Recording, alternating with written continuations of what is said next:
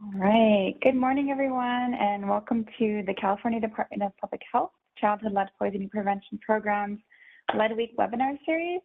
My name is Danielle Ramos with the Lead Poisoning Prevention Branch, and I'm really excited to delve into our presentation today. We're thrilled to kick off day 2 of our series, which will be focused on childhood lead poisoning prevention for healthcare professionals. In just a few moments, I'll be introducing the presenters and we'll get started. But I first wanted to provide a few logistical details for using the various features for our WebEx event. To minimize the potential for background noise, all of the participants are muted during the session. However, please feel free to use the chat and a Q&A feature, which you can find at the bottom right-hand corner of your screen. If you need the meeting to be translated, you can choose to translate the conversation in real time from English to one of over 100 different languages. At the bottom left-hand corner of the screen, you can find an option to turn on the captions and the highlights, and can also select from a drop-down menu list of languages. Please note that this meeting will be recorded, and you'll be able to access a copy of the recording on our website in mid-November. All right, next slide, please.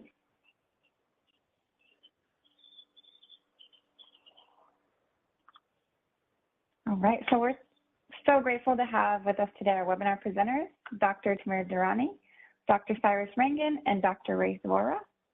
Dr. Durrani is a co-director of the Western States Pediatric Environmental Health Specialty Unit. He is an assistant clinical professor of medicine and pharmacy at the University of California, San Francisco. Dr. Durrani's career combines medicine with public health, allowing him to focus on individual patients while considering their population and environment. He has experience in caring for populations both domestically and internationally, having volunteered in multiple countries.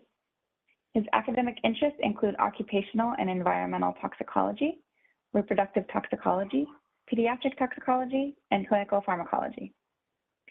In addition to Dr. Durrani, we have with us Dr. Rangan, who serves as the Assistant Medical Director for the California Poison Control System, which is the largest single provider of poison control services in the U.S.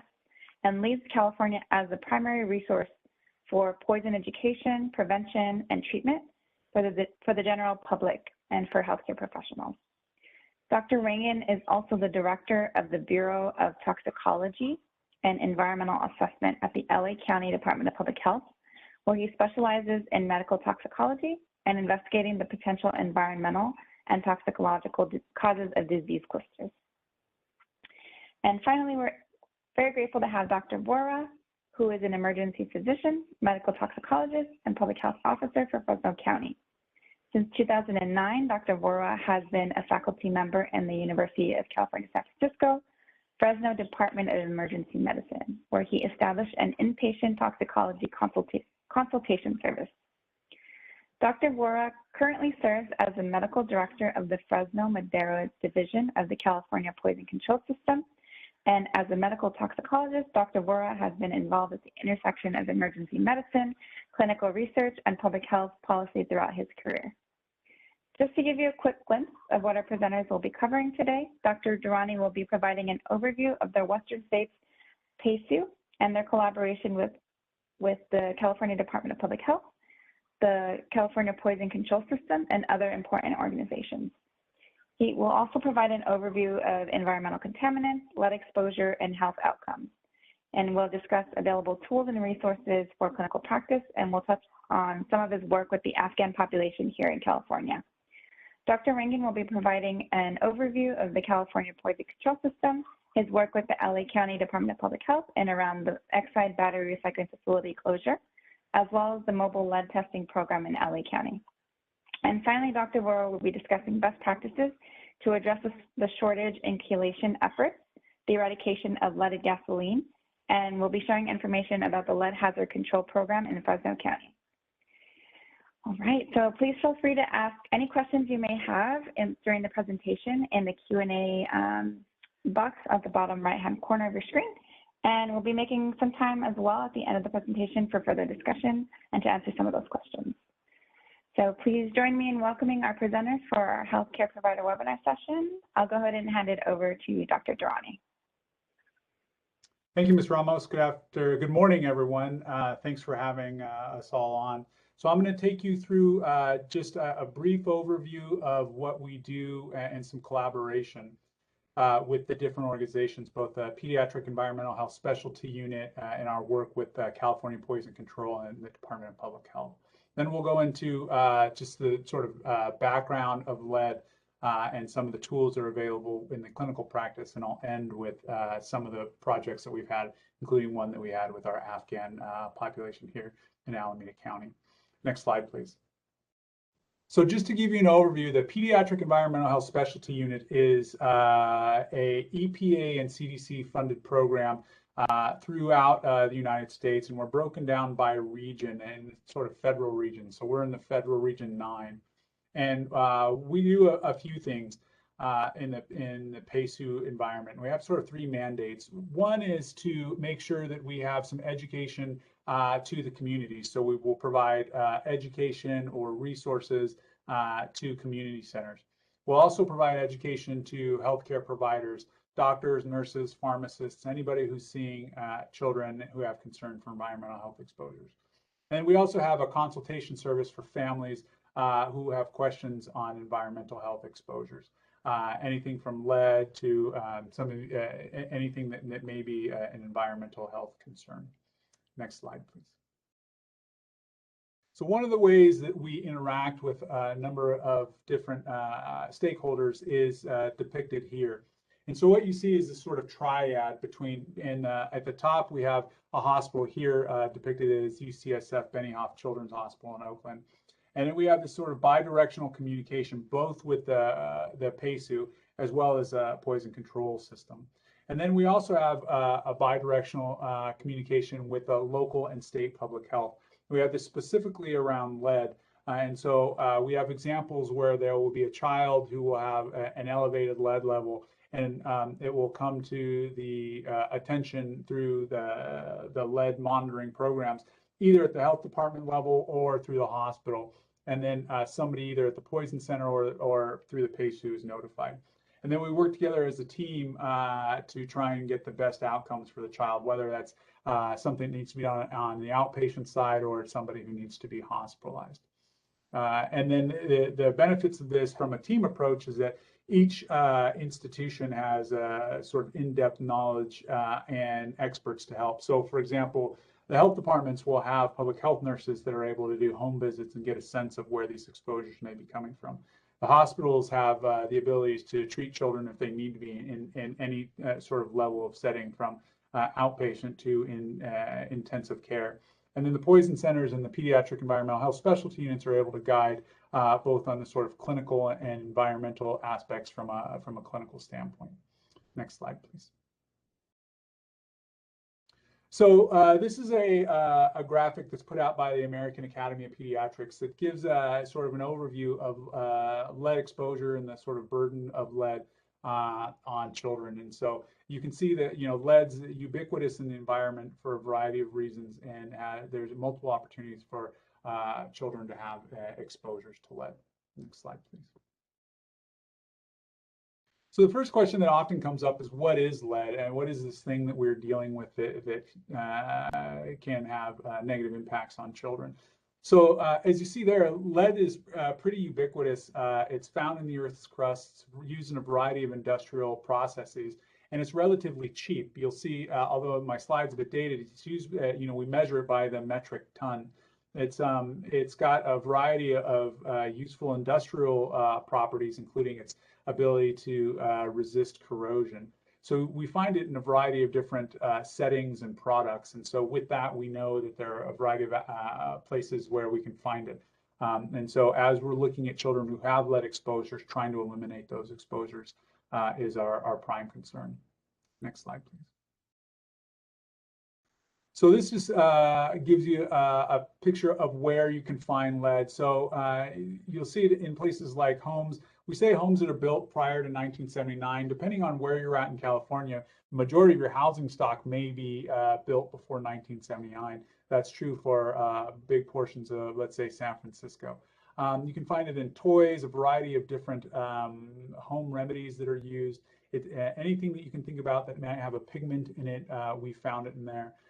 Also used in industrial capacities where people are using it at their work, and then maybe have some lead that contaminates their clothes and so forth. And so for a variety of these reasons, we'll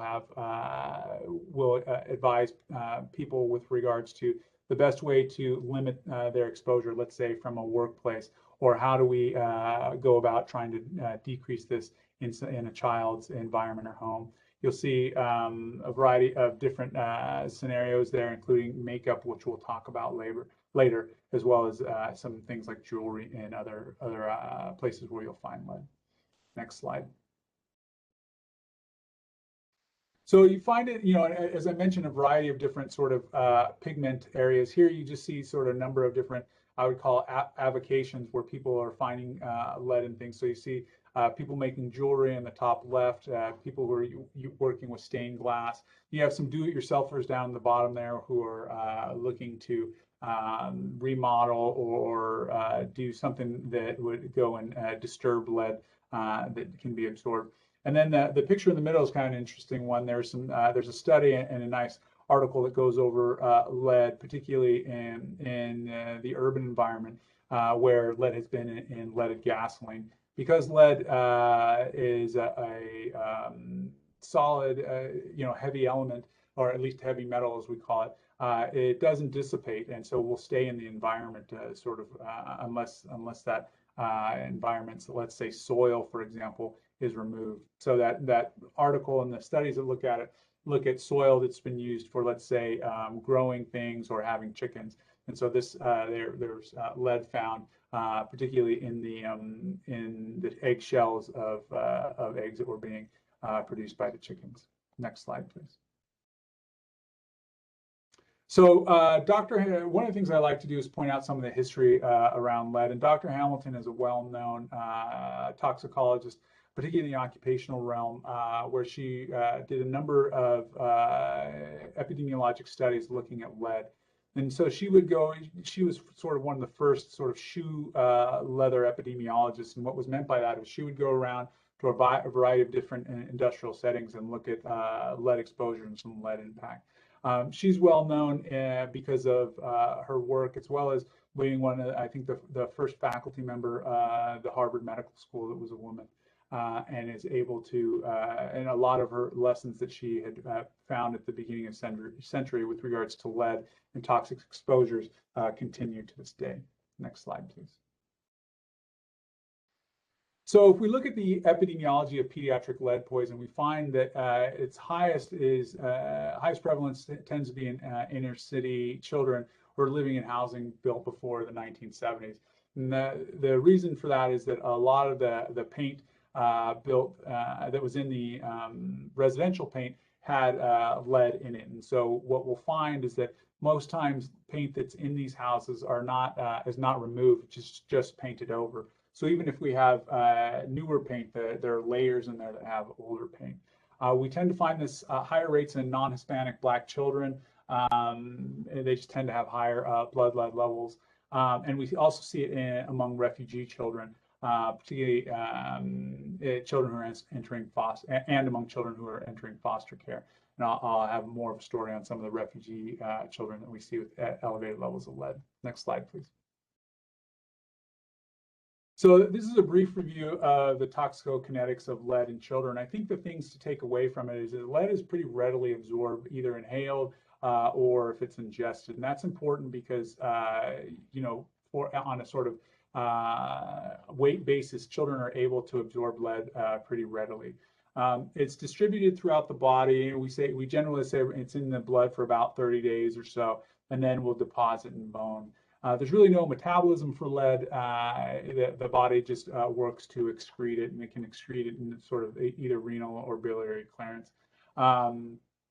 Children less than 2 are able to absorb up to 50% of lead as compared to children who will have about 10%.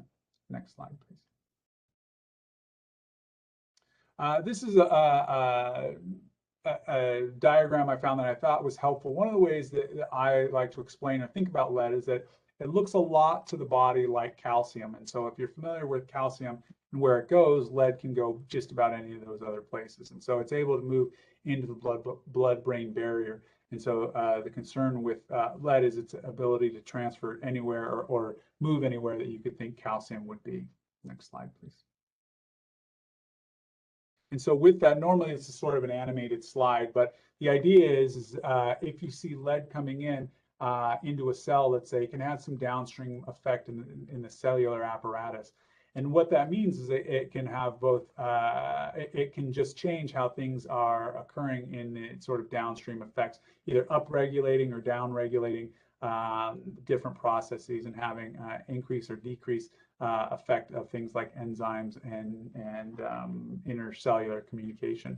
All that to say that because lead is able to interfere with all these things, we see it, that it can be sort of a ubiquitous organ poison because it can find and affect all the different organs in the body. Next slide, please.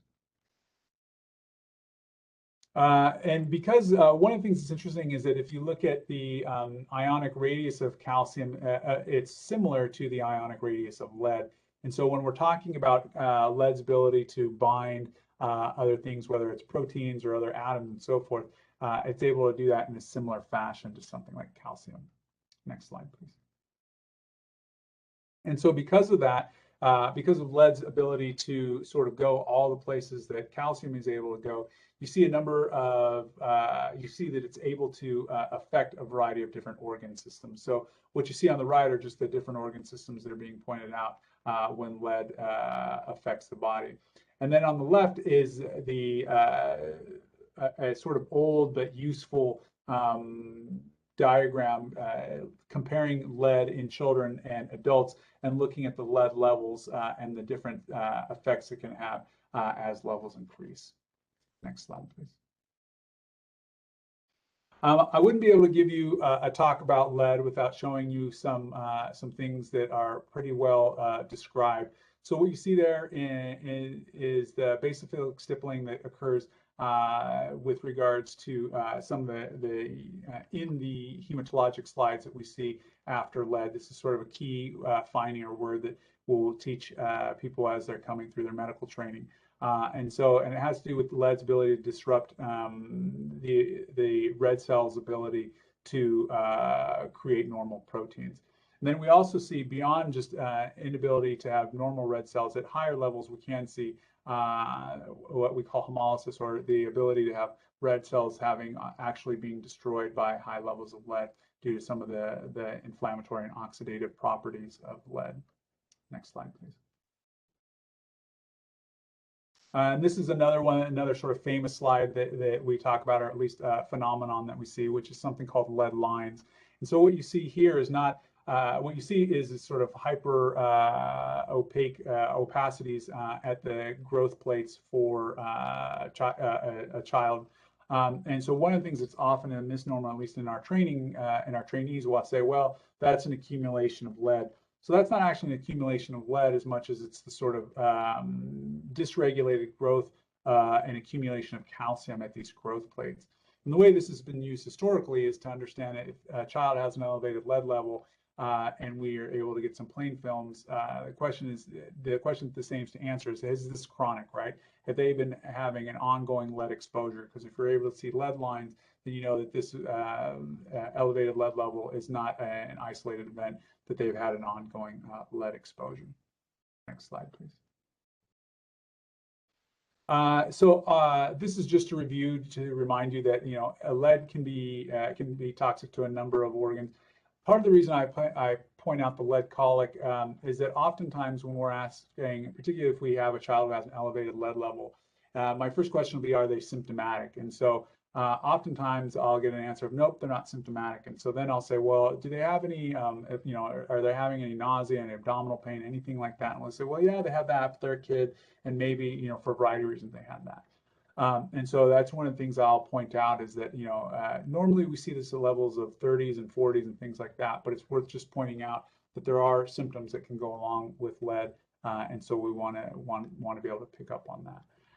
From the nervous system standpoint, what we found, and it's beyond the level of this talk, but there's plenty of epidemiology that looks at at just about any level, we can see decreases in in the measure of cognitive outcomes for children. And so that's why we say any level of lead is problematic for children. And then as we go up, in particular at higher levels, we move from a child who may have mild symptoms, or at least not clearly recognized symptoms, to a child who might need to be in the hospital because of some of the outcomes at higher levels. Next slide, please. This is just a reminder that, a lot of what we do is in the prevention side, and so a reminder of primary, secondary, and tertiary prevention. Ideally, we spend most of our time in eliminating the lead exposure. We then get into the sort of secondary aspect of screening for it, and then if we do find it, having to work on treating it. But ideally, we spend the majority of our time in trying to remove or eliminate these exposures, because once we get into elevated lead levels, all of that requires more medication and treatment and potential for side effects. Next slide, please.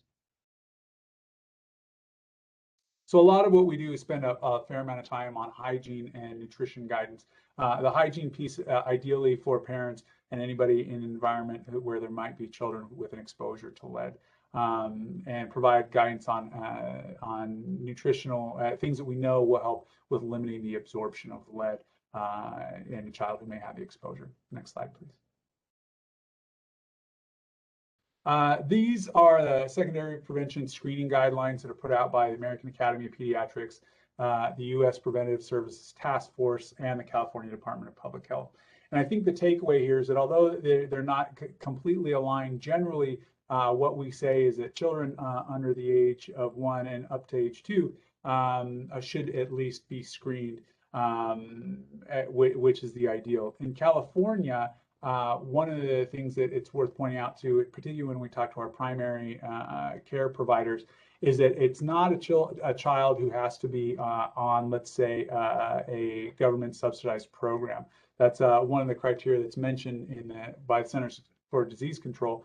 But in California, because we have so much housing that's built before 1978, just about any child falls into, there's a high number of children who would fall into screening guidelines. And the reason we point that out is that we have children of all different socioeconomic backgrounds who are at risk. Tends to be, as I mentioned earlier, children in the inner city of certain demographics, but it's worth pointing out that anybody living in a house prior to 1978 meets criteria for screening. Next slide, please. And then when we get into sort of tertiary prevention, the first piece is what we always talk about, which is removal from exposure. It's difficult, and I think Dr. Rangan and Dr. Boyer are going to get into treatment around this, but it's difficult to treat somebody when they're having an ongoing exposure. None of our medicines are sufficient enough to have an ongoing exposure and still be able to rid the body of this burden. And so ideally, we get the removal from exposure before we have any further, before we go down any further treatment route. That's the ideal. It's not always what happens in practice, but it's just worth noting that that's sort of a primary concept when we're dealing with tertiary and treatment. Next slide. This you may recognize. It's a little bit of an eye chart, so it's not meant for you to read, but this is on the childhood lead poison prevention website, and it goes through all of the different levels and recommendations for evaluation and management. So I point that out because this is readily available, and it gets cited often by us, by California Department of Public Health, by the hospitals, and so forth. So it's a resource that is readily available. Next slide, please. So I'll turn my last few minutes to just going over some of the programs that we've had, one of which is looking at reducing lead in children, particularly in immigrant communities. We got a call a few years ago from a nurse practitioner who was working in one of the public health clinics, and he noted that he was seeing a lot more children. He was seeing children with what he considered pretty high levels, 30s, 40s, and 50s. And they were all generally in immigrant communities, Pakistan and Afghan children coming in. And so we started a program. The nurse practitioner and the Alameda County Department of Public Health already had programs dealing with and addressing lead we were able to work with them to come up with some communication strategies and outreach programs to help supplement what they were already working on. One of the things that we found was that, and it is well known and published repeatedly in literature, is that there are certain cosmetics that can be used or are used in these communities, and they tend to be full of lead. Some of them that have been tested are nearly 100%, 99% lead, which makes sense because it works for the pigment and tends to stick around for a while. There's a variety of different reasons that we've been told as to why these are used. Maybe it's used for cosmetic purposes to improve the appearance of the child. Some of it has been described as being able to ward off evil spirits and things like that. Some is thought to improve the vision of the child. And so one of the projects we worked on was some community outreach and going to things like different community centers, mosques, return to back to school nights and so forth, and having where we would trade some of what was being used, and these things are a variety of different names, Surma, Kajal, and trade them for products that we considered safer and that would not have as much lead. And so we were able to do a number of these sort of outreaches to try and reduce lead and lead exposures in these communities. Next slide, please. And so this is not a report that's done by us, but one that's worth just pointing out. As I mentioned, there's a number of these reports that are put out by the CDC that look at lead and where lead is being found. And this was one that sort of backed up what we had found with these elevated lead levels in children. With the anticipation of more children coming from Afghanistan and that region of the world, to places like California, United States, we anticipate seeing elevated levels of lead in these communities, and we'll plan to work with the community members and providers to try and reduce this burden in that population. Next slide, please. I think with that, I will turn it over to Dr. Rangan.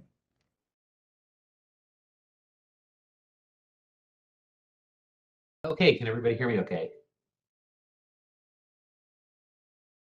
Yeah. Okay, great.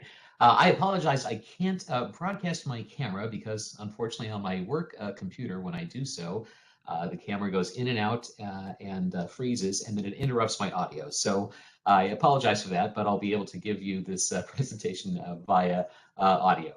So these are just a brief overview of the topics that I'll be covering. Let's go ahead and go to the next slide. Okay, so just a brief overview of the California Poison Control System. Our California Poison Control System is the primary source for poison information and treatment advice throughout California. We have a toll-free 24/7, 365 hotline, which is 1-800-222-1222. That happens to be the national number for poison control. So you can call that from any state, and whatever state you're in, you'll get that state's poison control system. And so this is our line for California. And in California, we actually have 4 centers in Sacramento, San Francisco, Fresno, and San Diego. And you'll generally be routed to the location that is closest to you. There are about 226,000 calls that come into the California Poison Control System. That's more than 600 calls per day. So our annual is 226,000 with 600 calls per day. And our mission, of course, is to prevent an increase in poisoning deaths and non-fatal poisonings throughout the state using our poison hotline. And we also have public education and outreach efforts to help prevent poisonings as well. And as you can see on this picture, we take care of everything from overdoses on pills and medications to chemical and environmental exposures to envenomations. Next slide, please.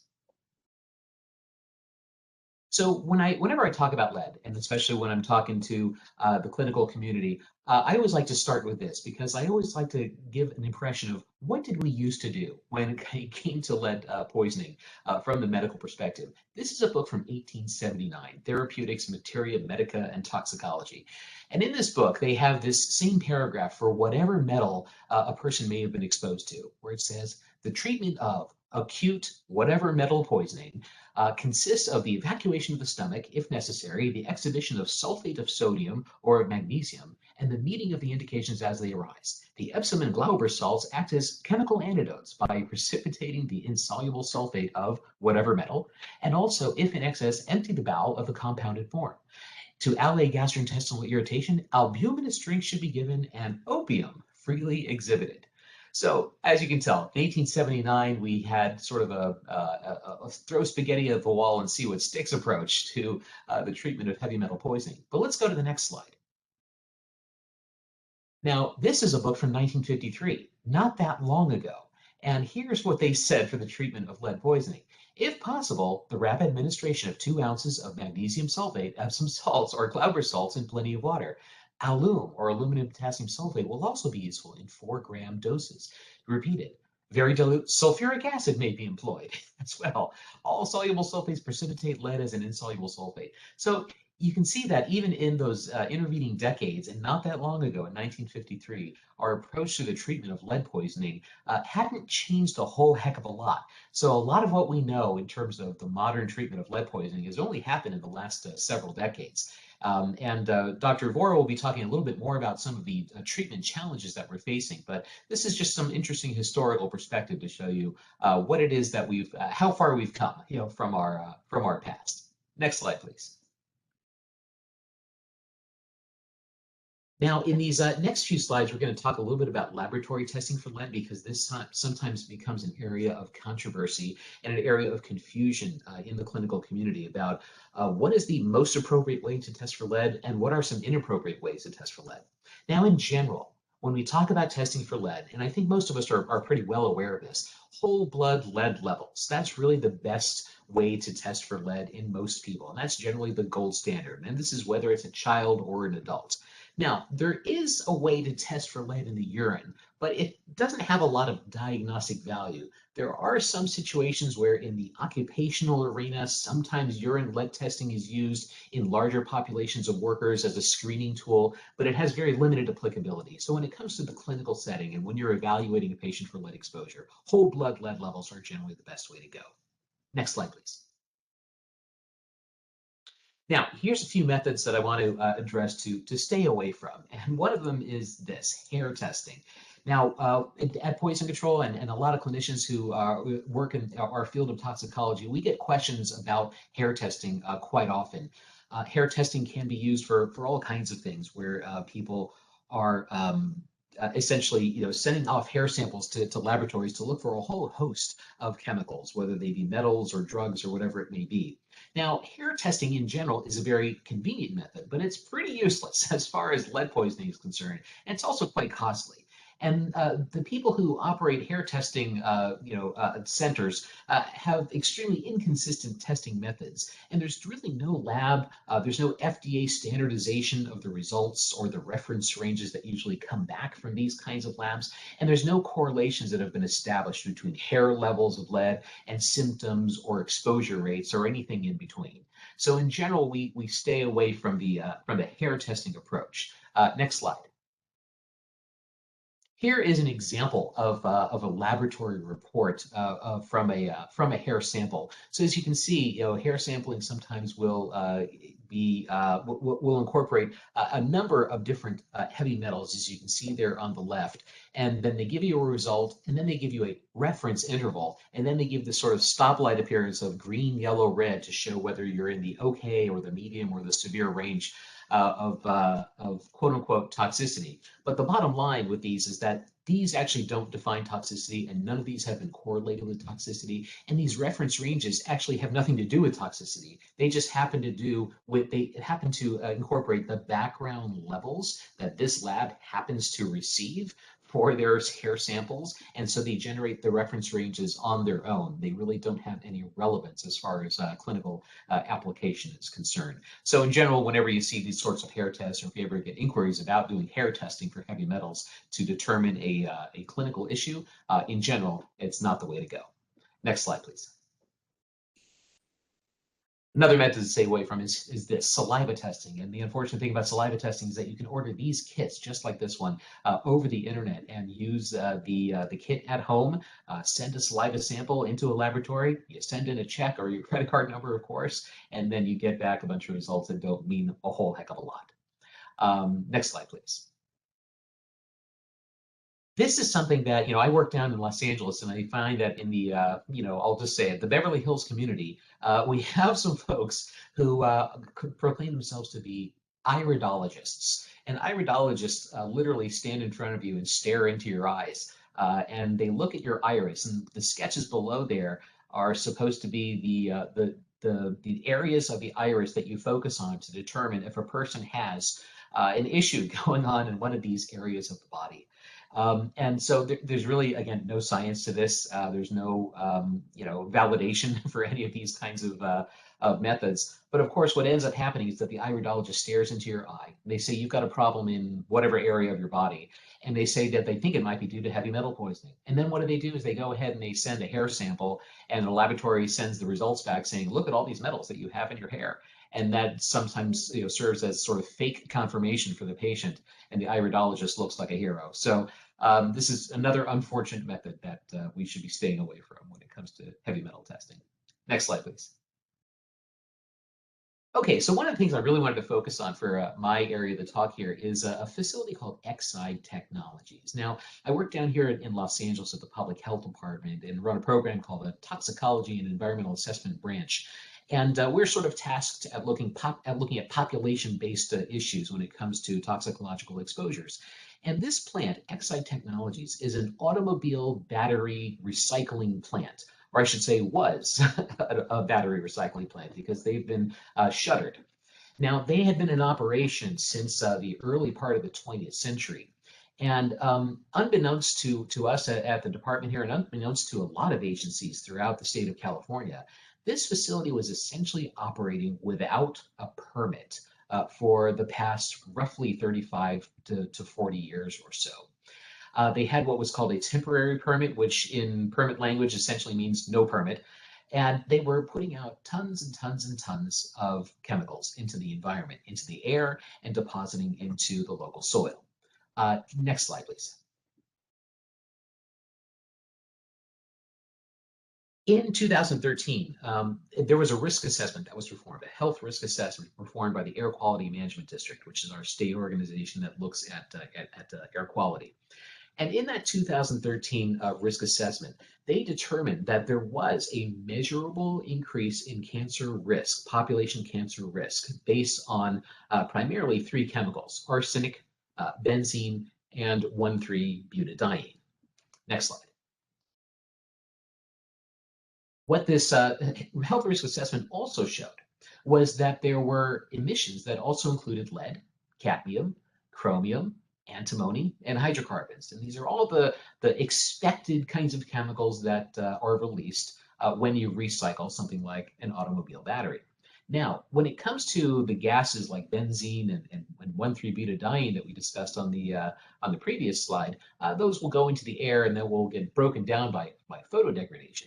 But when it comes to lead and cadmium and chromium and antimony, well, these are, of course, metals, and they will get released into the air, and then they will fall back down and deposit on the surface near the plant.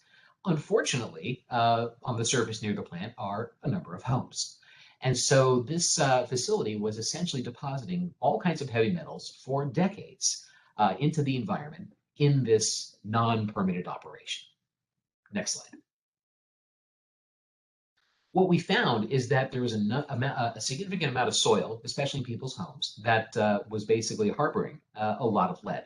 A lot of these other heavy metals were found too, but not nearly in the quantities that lead was found. So what happened here is that we found that soil was accumulating in people's homes, both front yards and backyards, and we developed essentially a priority tier with a significant number of homes that had soil leads that were above 1,000 parts per million in the soil. And we used this system essentially to address soil lead in the environment in these homes. Now, if you look at the EPA soil guidance level, which is the federal guidance, it's 400 parts per million. In other words, when soil has lead that's greater than 400 parts per million, that's when you take action. Now, California generally is a little bit more strict than the federal guidelines. And if you look at the California guidance level, which comes from the Office of Environmental Health Hazard Assessment, or OEHA, our guidance level is 80 parts per million. So in other words, what they determined was that if a child essentially spends time outside in that dirt, and that dirt has less than 80 parts per million of lead in that soil, then that child is not going to be at appreciable risk of elevating their blood lead levels. So that's how they settled on the 80 after a number of calculations and look at the current research. What we found was that there was a 2-mile radius of homes exceeding what was the 90% upper confidence limit of lead accumulation around Exide. And the bottom line is that we found essentially upwards of 10,000 homes that will require cleanup in some form over the next several years. Thus far, 2,870 of those homes have been cleaned. And what cleaning actually entails is essentially slicing off the top few feet of soil in the front yard and the backyard, and then backfilling it with soil that has lead that is less than 80 parts per million. Next slide, please. So what this has done is that, it's given us a sort of a heightened level of concern regarding environmental exposures in what's called the Vernon area communities. Exide is in a town called Vernon, which is a highly, highly industrialized zone, but we do have a number of residential communities surrounding it. Now, this sort of brings, when it comes to communication to this about this sort of an issue to a population, this brings up a lot of issues regarding environmental exposure and human toxicity. While most contaminants, like I've been talking about, lead and these other heavy metals and arsenic, those things those can be evaluated in the environment relatively easily. You can test water, you can test air, you can test soil. But there are very few contaminants like these that can effectively be measured in humans, and reliably so, to give you information about what's going to happen to that person. So just as an example, we know that arsenic exposure can lead to an increased cancer risk, but measuring an arsenic level in a person is not going to give you a lot of information to determine what is that person's lifetime cancer risk going to be. And when it comes to a lot of these other contaminants like chromium or cobalt or anything like that, you've got the same kinds of challenges. But, next slide. When it comes to lead is the most extensively studied environmental exposure and can be easily screened. Now, of course, there are some limitations to that, but getting the whole blood lead level on a patient, whether it's a child or an adult, can be a very effective tool to determine what the state of potential lead toxicity is in that person. And those are, going back to the numbers that Dr. Durrani had brought up, there are stages in which we sort of monitor people depending on what their blood lead level happens to be.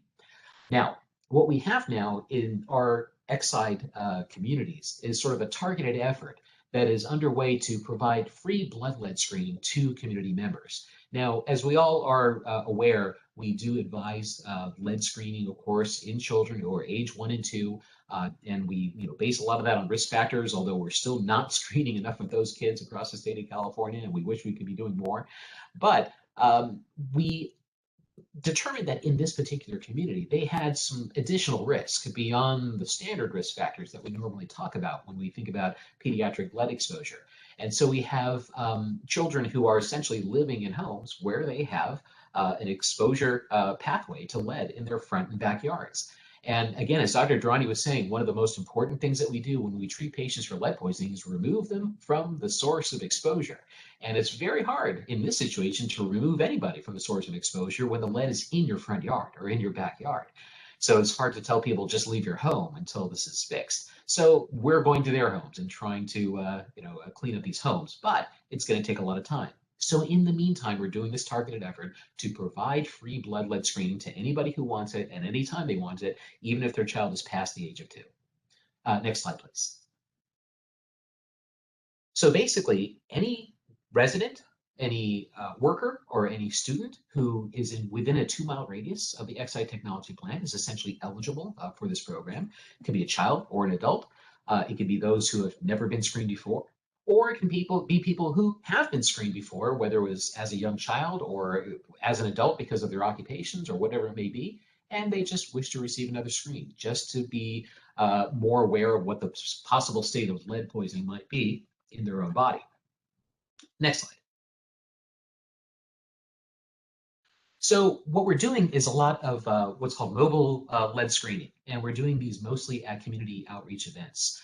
We've gotten in touch with a lot of the local community leaders, and in particular church leaders in the area, who have been able to essentially offer their facilities as places where we can do mobile screening. So we have done a number of these mobile screenings on Sundays after church. And this has been a very, very successful way that we've been able to help reach these communities. And these church leaders have been extraordinarily helpful to us in making sure that we get the message out, get the word out to their local communities. And that, of course, is another sort of point of trust that the community has. If their church leaders are advising them to do it at the same time that we are, then people are more apt to take these screens. So, and we've also had health fairs and a number of other events as well, where people have been welcome to come get a lead screen and bring their families to do the same. And so we have this blood screening hotline, and that's actually a toll-free number that anyone in Los Angeles can call who lives in this 2-mile radius to set up a time or to get lead screening at a lab, or to find out when the next community event is going to be, or to just get their questions answered. And the operators there are available in both English and Spanish, as this is a primarily Spanish-speaking community. Next slide. One thing that we remind everybody when they do call us and to let them know about the confidentiality of all of these tests that they may be undergoing is that the results of their screenings are only sent to DPH, and they're not shared with any other agency. So they only will come to us, and of course they may be then sent to the California lead poisoning prevention program as well. So we let them know that those are the kinds of channels where the lead results will be, and they won't be shared with another agency. They won't be shared with the people at Exide as well, because there was always some concern that might occur. So we wanted to make sure to kind of establish that level of confidentiality with the community. And then once we do get those results and we take a look at them, and our lead program here analyzes them, then we mail those results to that resident. That's mailed directly from us here at the health department. And then depending on what that lead level was, if it's a very low level and doesn't need follow-up, then they get the letter and then some information. But if there is some potential for that lead level to be problematic, then we will provide referrals as necessary.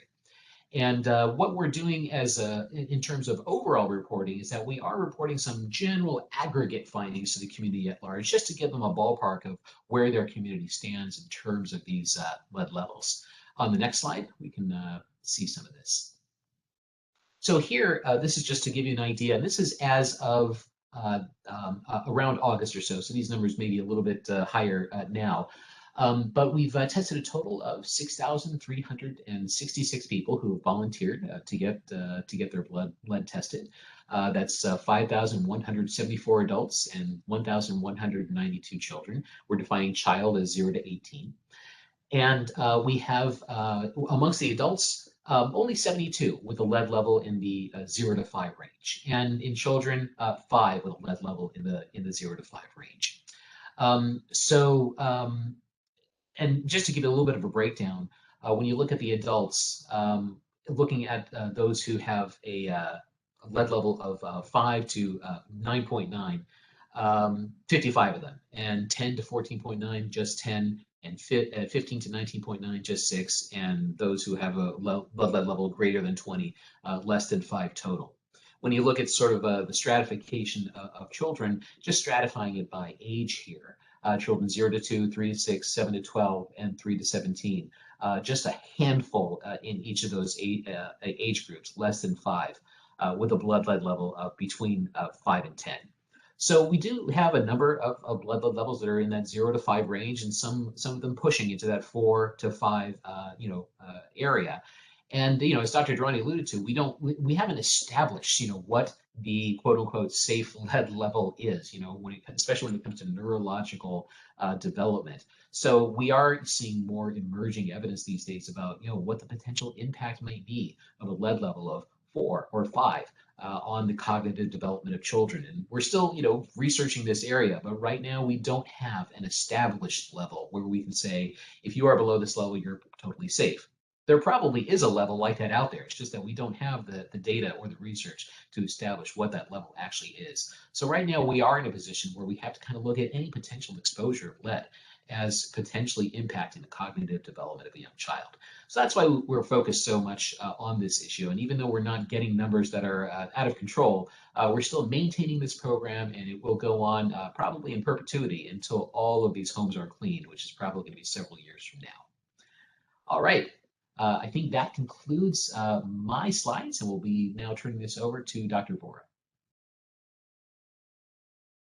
All right, thank you, Sai and Tamer. That was fantastic. And I'm just going to speak very briefly, actually, because I know we're coming up to the end of our hour, just about a couple of best practices related to shortages and chelators, how to get help, and just some extra information that you may not be aware of about how the state health department and your local health department actually works to help with the issues related to lead, especially in childhood exposures.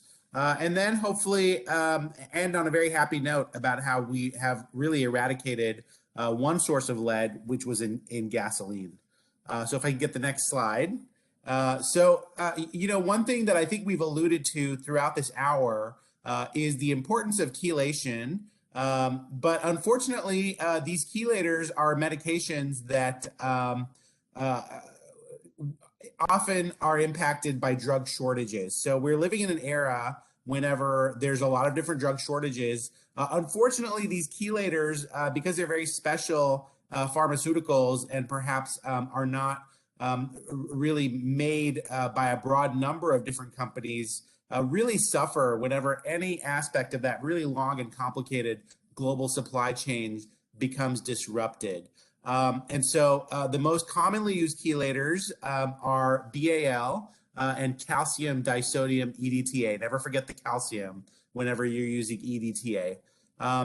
And for oral therapy, especially when we're trying to transition to oral therapy, we can use something called Suxamur. There's a lot of other chelators that have been tried historically, as Cyrus was mentioning. Penicillamine, actually, the adverse effect profile is so unfavorable that it really is not used for lead poisoning anymore. But, you know, the three major chelators, BAL, calcium disodium EDTA, and Suxamur, have actually experienced 10 different types of shortages since 2006. And BAL has been implicated in the greatest number, with the most recent extending all the way into 2021. This actually will impact your practice if you are seeing patients that are affected by lead poisoning. We unfortunately still get calls and help consult on cases through the Poison Control Center where the person's ready for chelation, the diagnosis has been made, it's been established, and yet we can't really track down a good supplier of chelators. So I wanted to share some strategies with the next slide about what's been proposed to help with these chelator shortages. You can go ahead and advance. And these strategies can be summarized on this slide. This is actually kind of deceptive because each one of these bullet points requires a lot of coordination. But I just wanted to share some of the things that have been proposed and that people are working on, just so that if you are in this unfortunate situation where you have a patient that needs to be chelated and yet you're having trouble tracking down a chelator, first, know that you're not alone. Know that this is a big issue that the FDA is well aware of and that the toxicology community is working to advocate on behalf of our patients. And with that framework, just know that these are some of the strategies that are being worked on. First, incentivizing the vendors and the manufacturers to really be more responsive to the demand for chelators, both at the manufacturing level, at the supply chain level, really make it worth their while so that we don't have interruptions and disruptions in the supply of chelating medications.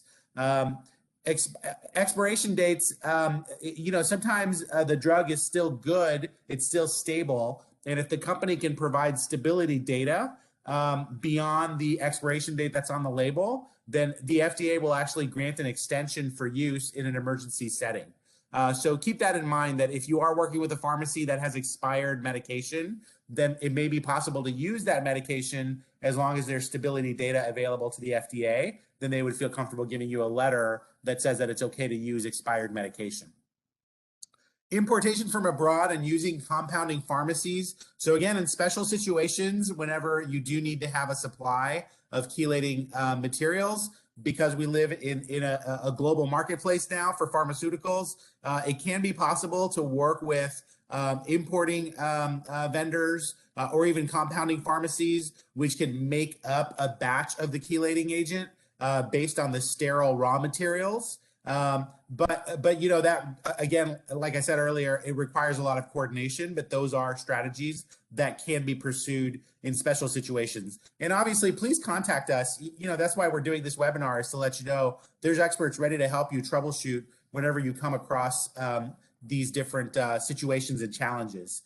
Regional banking makes a lot of sense. We already do this with other medications. The most prominent one is the botulism antitoxin. So, you know, that's not actually stored at the hospitals. And we use quite a bit of that here in California, but that always gets released after the CDPH gets involved or the CDC and makes a decision that somebody needs botulism antitoxin. Then it actually gets released from a regional supply. And that's something that, you know, with chelators, it might make sense to store in a more centralized place and use them very judiciously once an expert has weighed in that you need to start chelation. I think the overall message that we want to share is, if you're in this space clinically, if you're working with patients that could potentially be lead poisoned because you're working in pediatrics, you're working in a higher risk neighborhood or a city, you see these cases, then please be proactive. You know, talk to your vendors, talk to your pharmacy supply line, and make sure that you understand these issues and really try to have a game plan before you need to have a patient walk through your door that's ready for chelation, so that you're not caught off guard, the family's not caught off guard, and everybody has more realistic expectations about what this is going to look like whenever you're ready to start chelation. Next slide. So I just want to move in the last couple of minutes that we have into the great collaboration that's been going on. Dr. Durrani mentioned the PEHSU units. Another great collaboration is between the local and state health departments through the lead poison prevention program, which is actually why we're having this whole set of webinars during lead prevention week, and the poison control system. So just to give you an example of my home county, this is Fresno County. It's in the middle of California. This is one of the more under-resourced counties in California, and 8 out of our 50 census tracts with the most kids have elevated blood lead levels, and those are found in Fresno County. There's also grants available so that we're not just doing individual lead levels, we're also doing cleanup and remediation of people's homes, and that's really available at the county level. So I would say look into your county's health department and find out who's in charge of their lead poison prevention program for childhood, so that you can learn about these remediation programs that include not only education for families, but also helping to clean up the paint and other hazards in their home so that the kids aren't exposed. The link that's provided there works for Fresno County, but I'm sure there's one for your home county as well. And then the last slide that I have, please advance to the next slide, is just a happy story that, you know, in 2002, the UN began to phase out leaded gasoline. And as of August of this year, we no longer have to worry about lead and gasoline anywhere in the world. So, you know, this is basically a picture from antiquity at this point, which is that, you know, you used to see signs all the time at the gas stations and things like that, which warned people about tetraethyl lead, which was used as an anti-knocking agent in gasoline fuel, and now no one in the world is using leaded gasoline, and that is considered a great public health victory, because that was one of the ways that kids especially were able to inhale lead and really get a big burden of lead throughout childhood. So it just goes to show you that whenever people coordinate their efforts, we really can make good outcomes happen. So stay optimistic. All of these other problems and situations that we described, they do have solutions, but they require all of us to coordinate and work together, which is what we're happy to do. So I will end with that. And I just want to say thank you to CDPH, to my co-presenters, and to the Poison Control Communications team for putting together this webinar. I think we'll stick around for Q&A. I know that we're at the hour, but I'm happy to stick around if anybody has any questions. Thank you so much. Wonderful. Thank you all so much for such a highly informative presentation, and just so great to hear about that victory and win for us in the public health community. Thank you so much, Dr. Vora, for sharing that. We are at 11. I thank you, Dr. Durrani and Dr. Rangan, for answering some questions in the chat that we had. There was one question that I see did not get answered, and perhaps Dr. Vora, you could take that on. It's from Ursula Fung. Her question is the chelation shortage due to the pandemic? Great question. Actually, it doesn't seem to be due to the pandemic. These chelation shortages have been around at least since 2006. While the pandemic did disrupt a lot of supply chains, and I'm sure that played a role, especially in the last couple of years, we've been unfortunately dealing with this issue even before COVID came along. So that was a great question. Thank you.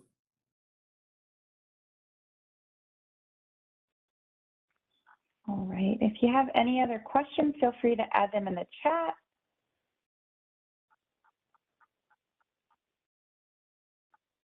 There's some great comments here just about the presentation.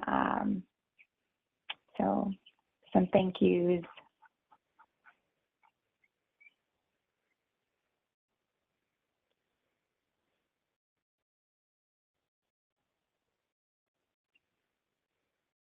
We'll wait another, few more seconds to see if anyone else has any questions.